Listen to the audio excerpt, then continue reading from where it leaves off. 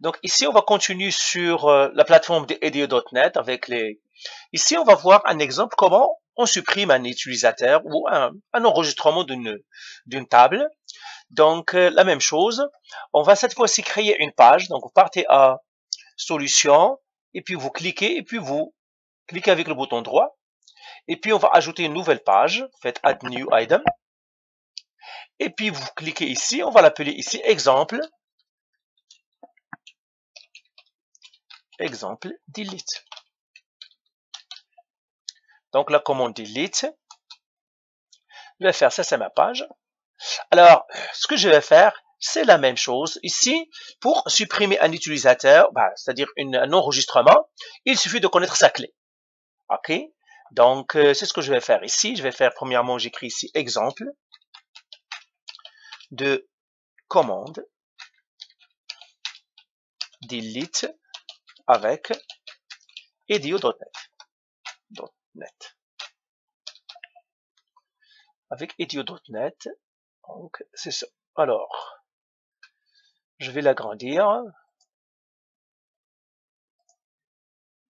Je vais lui donner 36, ça serait mieux. C'est-à-dire extra large, 36. Je le mets en gras. Je vais le centrer. Donc, voilà. Et c'est tout. Donc, après ici, je vais agrandir un petit peu ça. Je vais lui donner un défaut de 24. Comme ça. Et qu'est-ce que je vais écrire ici? Code client. Je vais supprimer un client. Donc, je fais ici. Code client. C'est ça, je vais supprimer. Et puis, je vais donner tout simplement un textbox. Ça, maintenant, vous savez le faire. Donc, je double-clique sur le textbox. Alors, j'ai le textbox, je l'agrandis un petit peu. Et puis, je vais lui donner comme propriété son nom. Je vais enlever le textbox. Je vais faire txt, code client. Code client. Et puis, c'est tout. Alors, je vais ajouter un bouton à côté. Donc, tout simplement, je vais ajouter un bouton. Voilà. Alors, ce bouton-là, je vais l'appeler CMD supprimer. C'est ça, CMD supprimer. Et puis, je vais faire ici supprimer. Supprimer. Je vais supprimer le client. Voilà. Alors maintenant, je vais double-cliquer sur le bouton pour que j'écrive mon code. Eh bien, ça va revenir encore à la même chose. Je vais écrire le même code que j'avais. Alors, pour sauver du temps, je vais copier le code que j'avais écrit déjà pour le insert, ou bien c'est le même code pour le insert. Alors, je vais copier tout le code que j'avais écrit. Donc, déclaration, tout ça, je vais le copier. C'est le même code que nous avons fait. Tout simplement, la requête, on doit la reconstruire. Et c'est tout. Donc, je vais l'écrire ici. Donc, le faire ici. Et je vais coller ce code-là. Ce code-là, on l'a vu à plusieurs reprises. Alors, je dois ajouter le using. Vous voyez, là, quand j'ai pas fait le using, il ne reconnaît pas ses commandes. Il me dit, c'est quoi ça? Ah, on va lui dire, non, non, non. Ils ont un j'ai les prénoms, ça. C'est comme les prénoms. OK, c'est dans l'espace de nom. Je lui dis, non, non, c'est ces machins-là que tu ne trouves pas. Et ils ont un nom. Et puis là, je vais faire système. .data. .oildb. Point virgule. Voilà. Les instructions sur C ou C# ou autre. Voilà. Alors là, il y a une double barre ici. Je ne sais pas pourquoi il n'a pas pris. Que ce soit en commentaire.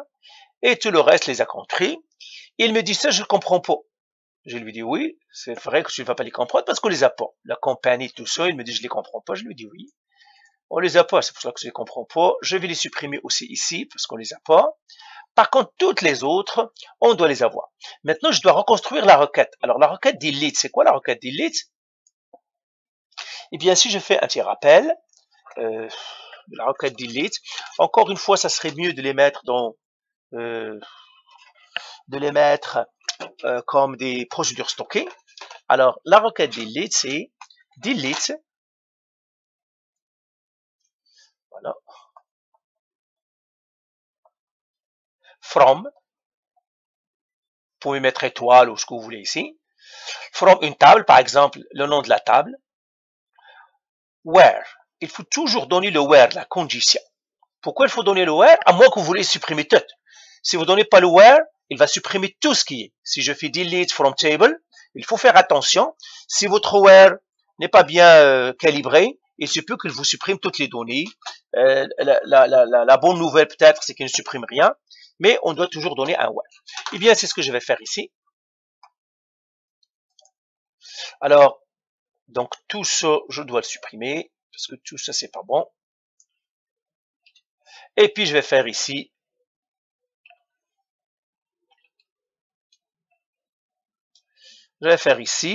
delete from quoi? Customers,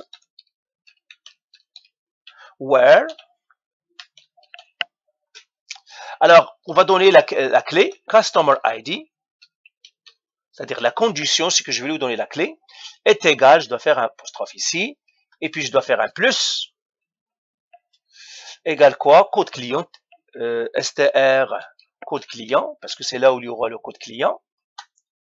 Et puis je vais faire un autre plus pour concaténer, et je vais faire un apostrophe. C'est tout. Est-ce que je vais changer quelque chose? Non. Tout est beau. Lui, il va exécuter non-query pour lui parce qu'il s'en fout si c'est un insert, c'est une update ou c'est un delete. Pour lui, il va les comporter. Eh bien, c'est tout ce qu'il y a là-dedans. J'ai fait la connexion string. Alors, bien sûr, la logique est toujours la même, ce que nous avons fait avant.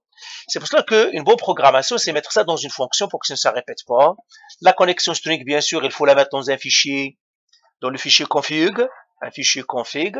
Dans ce fichier-là, par exemple, dans le fichier webconfig, on met les connexions string. Mais ici, je vous ai montré le principe et on ne va pas rentrer dans ces détails. Mais c'est ça. Maintenant, je vais l'exécuter. Alors, je vais dire pour qu'il exécute, parce que c'est 2010, je dois lui dire de quelle page il doit démarrer. Là, je vais essayer de le démarrer de cette page-là. J'espère qu'il va le faire. Eh bien non, parce que je l'avais forcé la dernière fois à démarrer de la page. Donc maintenant, je vais lui dire encore une fois, démarre de cette page-là. On veut qu'il démarre de la page delete.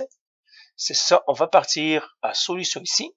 Mais vous, avec ce que vous avez, vous n'avez pas besoin, parce que moi, je l'avais dit de... C'est ça. Et puis, je vais lui dire... Ah, je dois arrêter premièrement le...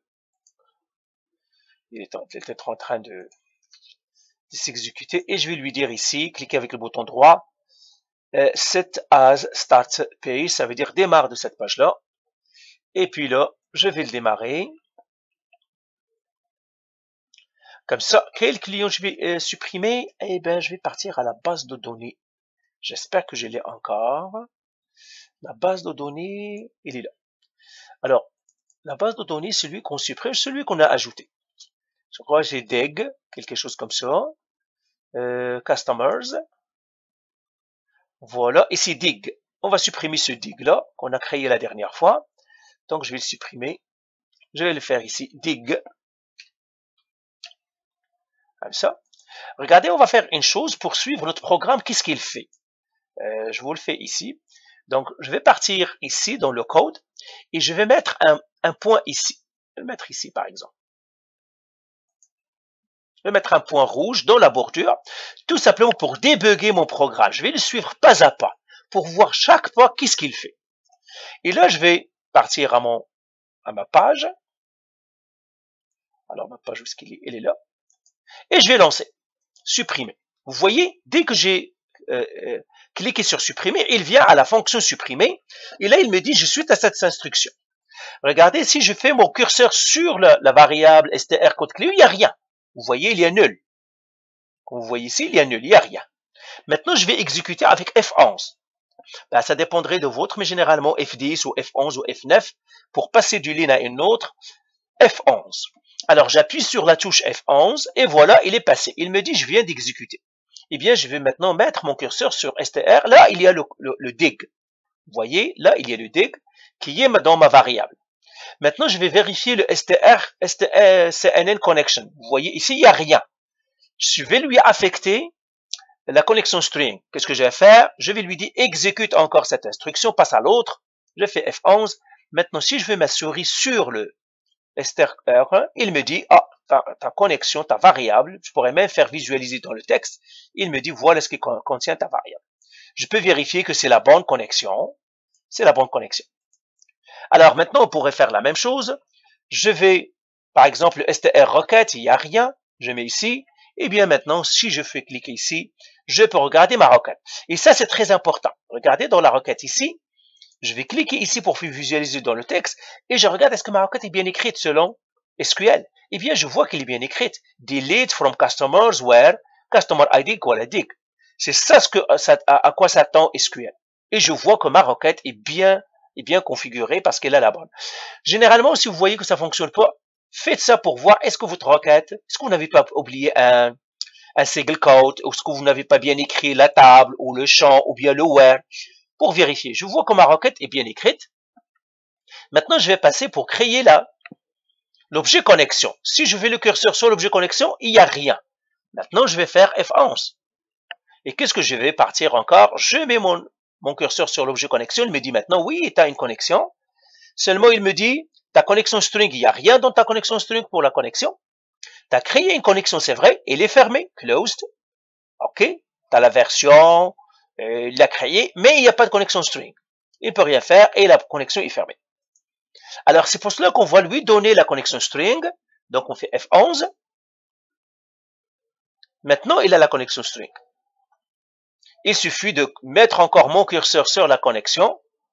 Je clique ici. Je vois maintenant qu'il a la connexion string. Vous voyez, il l'a prise. Donc, c'est comme ça comment ça se passe. Maintenant, je vais partir à la commande. Vous pouvez encore, comme exercice, déposer votre curseur sur l'objet commande pour voir qu'il a créé un objet commande.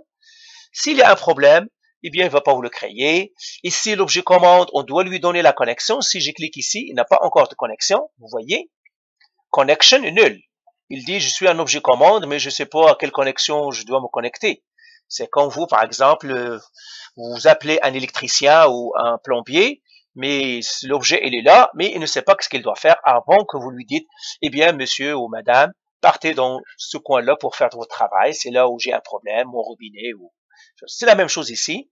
L'objet commande, on doit lui donner la connexion. Qu'est-ce qu'il doit faire? Alors, je peux continuer encore la même chose ici. Donc, je vais faire encore F11, un autre F11, tout simplement. Là, je vais ouvrir la connexion. La connexion était fermée. Donc, quand on met le curseur, comme je vous ai dit tout à l'heure, la connexion closed.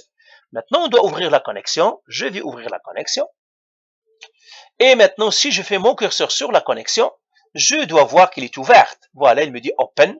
Ça veut dire qu'il s'est connecté à la base de données maintenant. Maintenant, il va exécuter la requête. Regardez, dans le int result, il n'y a rien, il y a 0. Je vais exécuter là, il doit supprimer. Je fais F11. Je vais avoir maintenant le int result. Ah, il me dit il y a 1. Ça veut dire il me dit que j'ai supprimé un utilisateur, un enregistrement de votre table. Ça prouve pour moi que mon code a bien fonctionné parce qu'il a supprimé 1. Et puis je vais faire un autre F11. Et maintenant pour sortir, je fais F5. Voilà. Eh bien, il a supprimé. On peut le vérifier en partant à notre base de données, le access. Voilà, vous voyez, dans le access, il me met ici deleted, deleted, deleted. Il me dit, ton utilisateur a été supprimé. Alors, tout simplement je ferme la table. Et puis, je vais l'ouvrir encore. Et puis, le dig, il n'y a plus de dig. OK, j'ai le C, il n'y a plus de dig. Donc, voilà, le code pour la suppression fonctionne bien. Et puis, voilà, je vais arrêter la vidéo sur comment supprimer dans la base de données. Donc, vous voyez, c'est facile. C'est vraiment très puissant cette structure que Microsoft a mis avec Edio.NET. OK, allez, bye.